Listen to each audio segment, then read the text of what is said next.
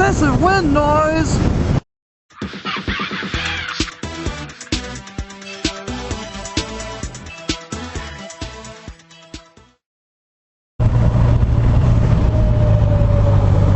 Traffic. At least it gives me the chance to speak without excessive wind noise,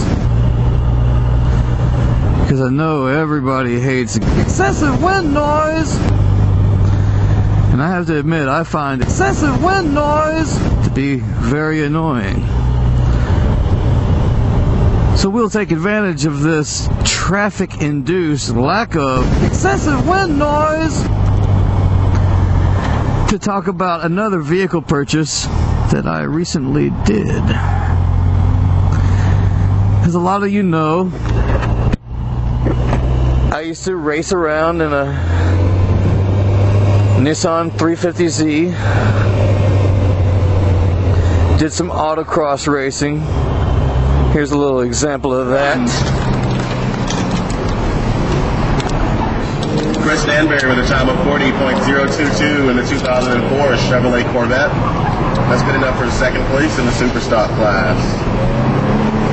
Alan Collins posting a time of 45.040 with the number 7 DSP class. That's good enough for fourth place.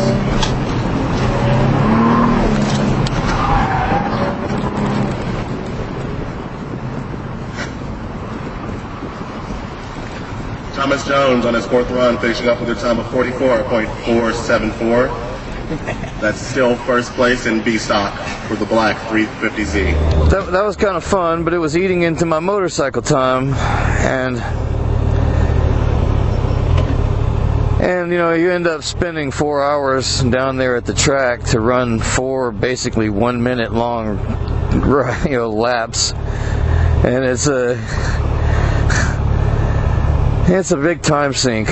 Not to mention, it just chews up tires.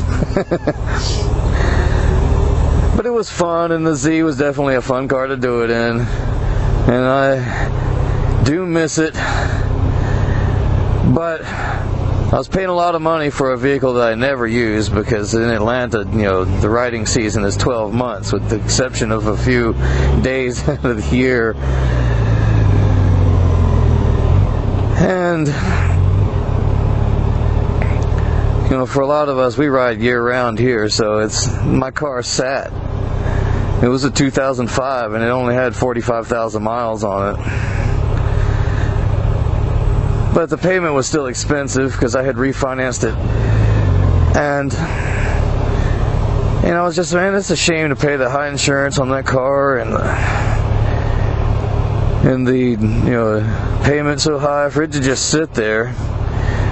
Although when it was paid off, I'd have a low mileage near supercar that'll be great for tuning up into an extreme beast of a car.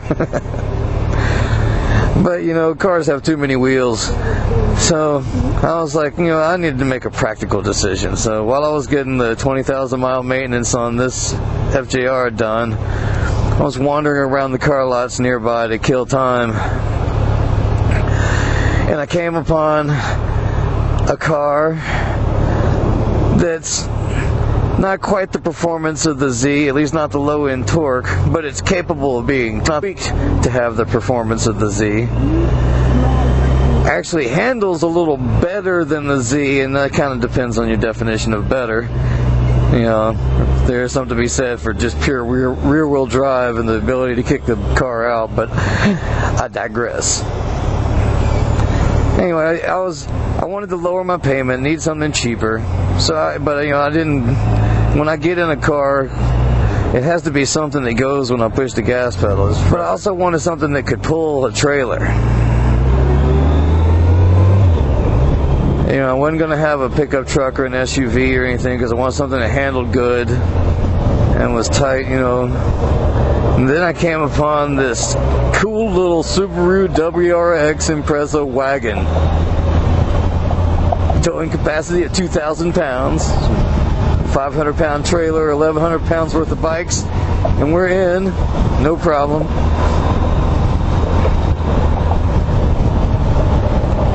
And you know, it's a little 2-liter turbo, but the turbo is really pretty cool. And I have a friend of mine who raced autocross with me who has the same car in the just sedan version. And so because of that, I knew I had somebody I could depend on for advice and opinions on what to do to make it faster. And so I bought this cool little 2004 Subaru WRX wagon. It's a pretty fun car, a lot lower payment, and it'll tow my bikes. So I think it was a smart move, although I do miss my Z. From what I understand, you can purchase that Z up at Ed Voiles. I think they're asking 16 grand for it. You know, it's a pretty nice little car, but there's your shout out, Ed. Anyway, I'm gonna deal with this traffic. For some reason, I'm just not in the mood to lane split today. I'll call it my speedy sense. I'll talk to you guys next time. Peace.